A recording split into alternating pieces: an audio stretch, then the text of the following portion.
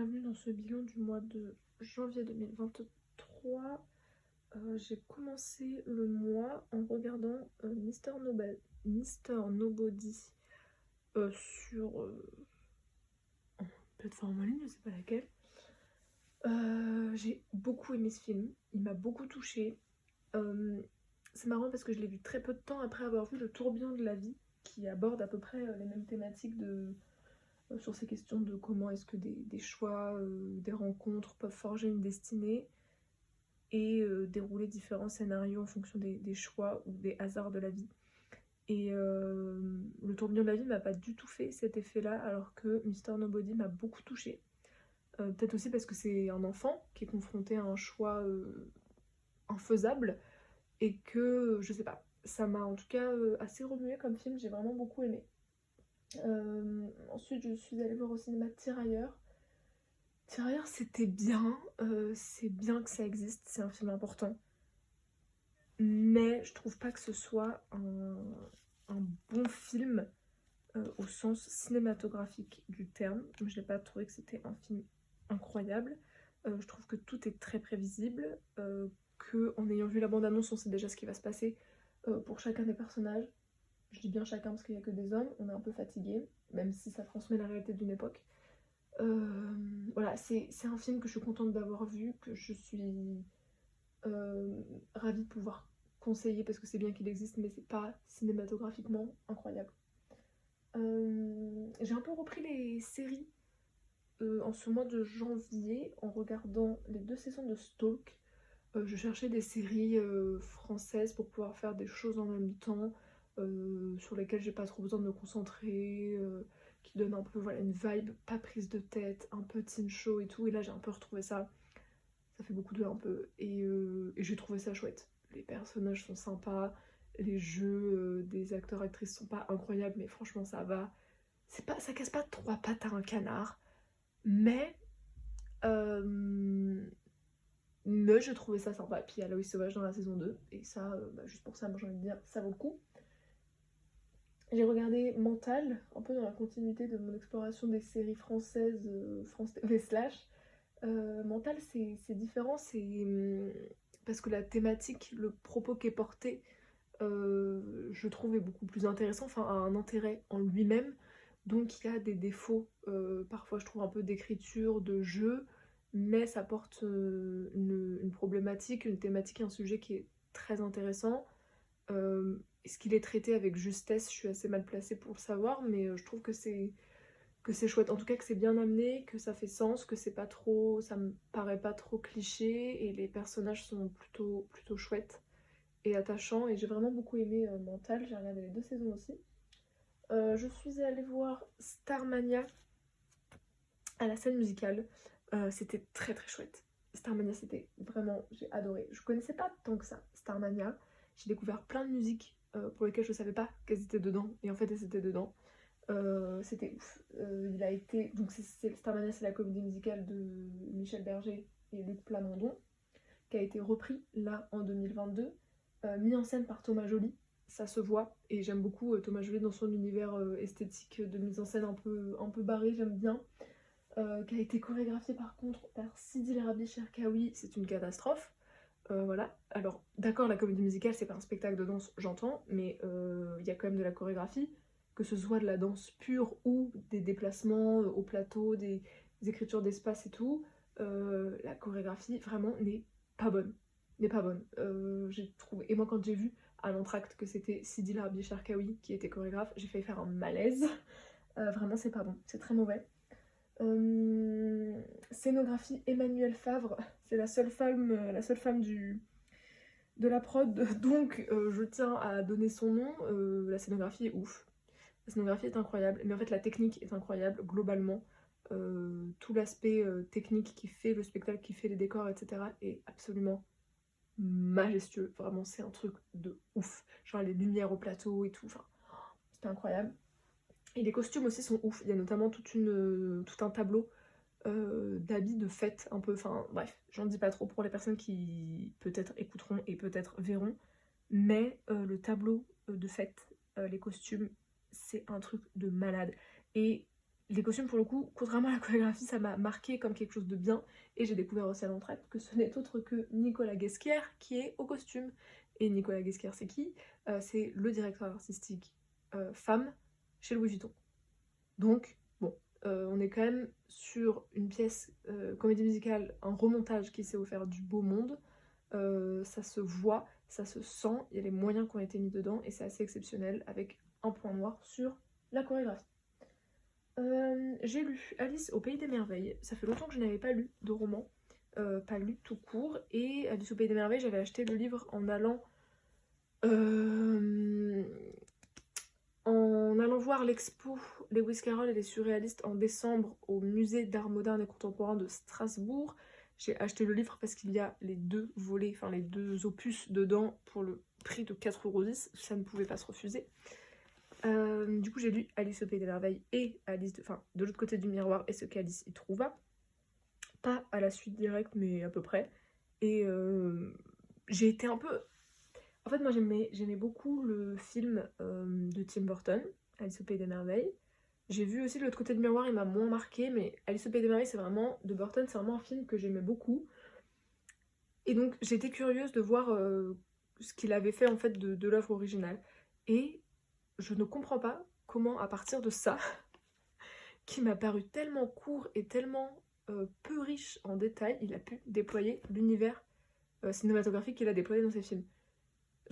La narration, l'histoire, je ne comprends pas d'où il l'a puisé, puisqu'en fait il y a beaucoup d'éléments qui sont dans le film, qui ne sont pas du tout dans le livre, et du coup j'ai été un peu déçue du livre par manque d'éléments. Mais parce que j'ai fait les choses à l'envers et que j'ai découvert l'œuvre originale après l'adaptation. Mais franchement, j'ai été un peu surprise de me dire, mais en fait, il se passe pas grand chose dans Alice au Pays des Merveilles. J'ai beaucoup aimé l'écriture, l'absurdité, le travail autour du langage. Après, je l'ai lu en français, donc en réalité, je sais pas, enfin, peut-être que c'est un livre qui mériterait d'être lu en langue originale. Mais j'ai beaucoup aimé l'approche du langage, des mots, etc. La position et la naïveté, un peu l'incrédulité que représente Alice et tout, enfin j'ai beaucoup aimé, mais en termes de contenu, de narration, d'histoire, de matière, j'ai été frustrée de ne pas en avoir plus, notamment parce que moi ce que je connaissais d'Alice au Pays des Merveilles c'était le film de Burton. Je suis allée au cinéma pour voir Babylone. J'y suis allée un peu, enfin je vais pas dire à reculons, mais j'y suis allée parce que le monde entier y est allé et que tout le monde en parle sur internet et sur Insta et tout, qu'il fallait absolument que je me fasse ma propre idée d'un film qui est considéré comme le film de l'année. Et j'ai été extrêmement agréablement surprise par Babylone. J'ai adoré ce film, je ne pensais pas. Avec des réserves évidemment, mais la BO est incroyable. Margot Robbie est incroyable. L'acteur dont je ne me souviens pas le nom, qui joue Manuel, je crois qu'il s'appelle, j'ai un problème avec les noms, est incroyable. Brad Pitt sans plus, enfin, je trouve pas que son personnage ni son jeu ce soit le plus intéressant, mais il est très bien aussi. Et je trouve que le regard qui est porté sur le cinéma, le discours qui est donné sur le cinéma, la genèse du cinéma parlant, et tout ce regard mais très matériel, il y a quelque chose de très satisfaisant je trouve dans Babylone. Les caméras des débuts du cinéma, les films, les tournages des débuts du cinéma, et c'est tellement satisfaisant. Il y a quelque chose de matériellement hyper satisfaisant, les pellicules, les intertitres, les trucs, enfin... J'ai trouvé ça hyper cool, hyper cool, hyper cool. La scène de fin, hyper satisfaisant, mais quelque chose de l'ordre du waouh de A à Z. D'un point de vue cinématographique, c'est un peu genre Déjeuner sur l'herbe de l'autre là, je sais plus comment il s'appelle, de Manet, je crois. Genre, je te fais une peinture dans laquelle je te mets toute la peinture. Bah là, c'est un peu genre, je te fais un film dans lequel je te mets le cinéma. Et je trouve ça hyper, hyper satisfaisant. Parce que moi, je suis un peu une novice du cinéma, une meuf qui trouve ça cool et tout. Et vraiment hyper satisfaisant. Après, bon... assez prévisible dans les personnages. Je trouve que comment les personnages sont développés, c'est pas hyper intelligent. Enfin, c'est pas un film pour l'histoire que la narration, c'est un film visuel, quoi. Et la BO, incroyable. J'ai vu également au cinéma L'Immensita. L'Immensita, c'est le dernier film de Penélope Cruz, je crois. il m'a frustrée ce film, il m'a frustrée parce que j'y ai vu tellement de potentiel sur le déploiement du personnage de la mère, tellement, il y avait tellement de choses incroyables à faire avec ce personnage, avec son histoire, avec ses enfants, avec son fils, sa fille, son fils. Enfin, je trouvais ça tellement, tellement, tellement intéressant. Et en fait, c'est juste une énième pauvre femme, trompée par son mari, misérable, qui finit en hôpital psychiatrique parce que c'est elle le problème alors que c'est elle qui vit une vie de misère, et qui en fait finit par est finalement écrasée. Et du coup la relation qu'elle a avec Andrea, son fils, aurait pu être tellement, tellement plus creusé, ça m'a frustrée. Mais moi je trouve ça positif quand je suis frustrée par un film parce que c'est qu'il y avait énormément de choses génialissimes qui auraient pu être développées dans une façon que j'aurais préférée, quoi. Esthétiquement je le trouve super, c'est toujours chouette de voir des films étrangers dans des langues et des paysages que je connais moins, auxquels je suis moins habituée à l'écran. Donc c'était quand même assez cool et je suis contente de l'avoir vu. J'ai vu Retour à Séoul, dans la foulée d'ailleurs. J'ai bien aimé Retour à Séoul. J'ai bien aimé. C'est un film que j'ai trouvé très beau visuellement, un peu cliché de l'esthétique que j'aurais pu me faire d'un film coréen.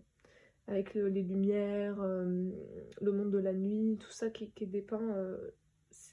J'ai pas été surprise esthétiquement par le film, mais je l'ai quand même énormément aimé. Et l'esthétique et le film, la personnage principale, je la trouve très chouette. Je trouve que le fait que tout soit pas ultra contextualisé au début et tout, je trouve ça très sympa.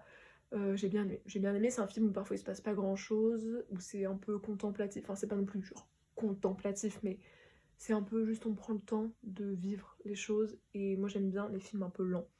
Donc c'était chouette, je suis très contente de l'avoir vu. En salle de spectacle cette fois, je suis allée voir qui est une chorégraphie, une pièce de Fouad Boussouf, que j'avais déjà vue mais que je suis retournée voir puisque l'occasion se présentait. J'ai beaucoup aimé cette pièce, je l'avais déjà beaucoup aimée et je l'ai encore plus adorée cette fois. La musique est incroyable, les interprètes sont incroyables, les musiciens sont au plateau, donc il y a une partie de la musique qui est jouée en live. Et il y a 4 danseurs, 2 danseuses qui sont ouf. Moi je trouve que l'écriture chorégraphique, l'énergie des corps, elle est hyper intéressante. J'aime beaucoup les voir évoluer au plateau. La musique, elle est incroyable. Ça s'appelle parce que c'est un hommage à Kalthoum, la diva. Et il y a tellement de réflexions intéressantes qui sont, je trouve, déployées. On a eu l'occasion d'échanger avec un des interprètes, notamment à la fin, qui est un homme qui a toute une partition de danse dite orientale, mais vraiment dans ce qu'on peut s'imaginer d'une femme qui danse de la danse orientale, avec toutes les ondulations, le travail autour du centre, etc. Et lui, dans cette partition, mais excellemment bien. Et il en parle très bien en disant que voilà, Kalthoum, c'était aussi une figure androgyne, que lui, son objectif, c'était aussi un peu de déconstruire ce rapport à la danse orientale. C'est un travail qui est nourri d'esthétique de danse traditionnelle orientale maghrébine, et aussi de hip-hop, donc il y a une énergie, vraiment un engagement physique assez fort. J'ai beaucoup aimé cette pièce. Bref. Je suis allée voir un pauvre ticket de caisse que j'ai retrouvé. Je suis allée voir le programme Vive le vent d'hiver, qui est un programme dans le cadre des mini-séances de Pâté. Donc c'est plusieurs petits courts-métrages à la suite. Donc là, Vive le vent d'hiver, c'était plusieurs courts-métrages autour de l'hiver, avec ce que je trouve super dans les séances, bon, outre le fait que le cadre est adapté aux tout petits, ce que je trouve super, c'est que c'est des séances qui permettent en peu de temps de voir des esthétiques, des narrations très différentes de dessins animés, enfin de films d'animation. Il y a des esthétiques de tout pays, il y a des films qui parlent, il y a des films qui parlent pas, il y a de la musique, enfin il y a des choses très différentes sur des formats très courts et qui s'enchaînent comme ça, et je trouve ça super parce que pour moi c'est un peu une mine d'or, quoi, de découvrir de l'animation que j'aurais sûrement jamais vue de ma vie si ce n'était dans le cadre de ces séances. Donc je suis vraiment très contente d'y aller. J'étais évidemment avec un enfant de 3 ans, sinon ça n'aurait, enfin je vais pas voir les mini séances comme ça toute seule pour le fun le dimanche matin. J'en suis pas encore là. J'ai lu le dernier, enfin je sais pas si c'est le dernier, mais en tout cas en France c'est le dernier recueil de poèmes de Rupi Kaur, Homebody, que j'ai adoré. J'étais un peu convaincue d'avance, je dois dire, parce que Rupi Kaur, j'ai les découvertes en 2021, j'ai beaucoup aimé son travail. Je trouve ça très touchant, d'une grande violence, parce que son histoire est elle-même jonchée de drame et de violence, mais en même temps avec une grande douceur et une grande bienveillance. Et j'ai lu, c'est peut-être celui qui m'a le moins fait pleurer, celui-ci, mais je sais pas, j'ai l'impression que j'y trouve toujours des mots que je ne savais pas que j'avais besoin de lire. C'est-à-dire que y a des choses comme ça, tu sais pas que tu as besoin d'entendre ces mots-là, et en fait tu les entends et ça fait beaucoup de bien et ça fait beaucoup réfléchir. Et, et c'est trop bien, j'aime beaucoup. Il y a aussi tous ces petits dessins qui sont très beaux, qu'elle fait elle-même, euh, mais qui sont incroyables, quoi. C'est divisé en 4 parties: esprit, cœur, repos, éveil. Et c'est vraiment très très beau. Très très beau, j'ai adoré. Et puis c'est une belle pocket, ils ont fait une très belle collection, je trouve. Bah je crois que... Ah oui, c'est ça. Et j'ai fini le mois de janvier au cinéma avec Interdit aux chiens et aux Italiens, qui est un film d'animation qui a été assez repéré à Annecy en 2021, dont j'ai aussi pas mal entendu parler sur Instagram. Et c'était trop bien. C'était vraiment, vraiment très bien. J'ai beaucoup aimé ce film. L'animation, elle est génialissime. Et le rapport entre le réalisateur et... Enfin, le rapport entre le réel, l'humain qui fait le dessin animé et l'animation, j'ai trouvé ça tellement fin, tellement intelligent, tellement juste.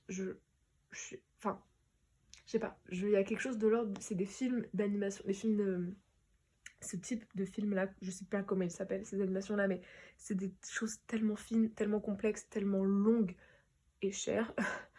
Et le fait d'y mettre de l'humain et de ramener dans l'animation toute la complexité de sa réalisation, j'ai trouvé ça tellement intelligent parce que c'est bien fait. Et que c'est pas non plus un tuto YouTube enfin je sais pas, mais c'est vraiment, j'ai trouvé le lien entre le monsieur qui parle, qui raconte son histoire, qui est la main humaine, et l'animation. Enfin, j'ai adoré. Et par ailleurs, l'histoire, comment elle est déployée. Voilà, c'est une histoire d'immigration, c'est l'histoire d'un volet de l'histoire du monde, et c'est trop bien. C'est dramatique, et c'est bien porté, je trouve, quoi. C'est des choses qui sont graves et qui sont portées de façon, je trouve, juste, en tout cas à mon endroit, juste. Et j'ai adoré, j'ai beaucoup aimé, j'ai vraiment beaucoup beaucoup aimé. Et voilà pour le mois de janvier.